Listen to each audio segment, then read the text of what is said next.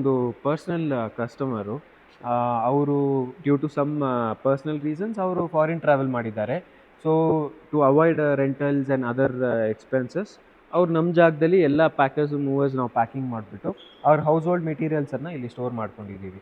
So ಅವ್ರಿಗೆ cost ಕಮ್ಮಿ ಬೀಳುತ್ತೆ ವೇರ್ ಹೌಸ್ ಸ್ಟೋರೇಜಲ್ಲಿ. ಪ್ಲಸ್ ಅಲ್ಲಿ they can avoid the house rentals for which they are not staying also. Based on ಕಸ್ಟಮರ್ದು requirements, ಅವ್ರು 1 ಮಂತಿಗೆ ಬೇಕಂದರೆ 1 ಮಂತಿಗೆ ಮಾಡ್ತೀವಿ, ಇಲ್ಲ 10 ಡೇಸು ಬರೀ 10 ಡೇಸ್ ಅಂದರೆ 10 ಡೇಸ್.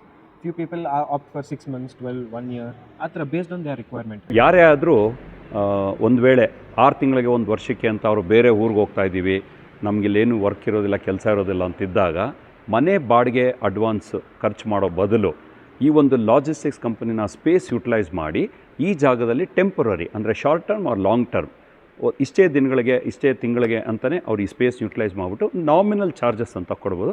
ಇದು ಭಾಳ ಚೆನ್ನಾಗಿ ವರ್ಕೌಟ್ ಆಗುತ್ತೆ ಜನಗಳಿಗೆ.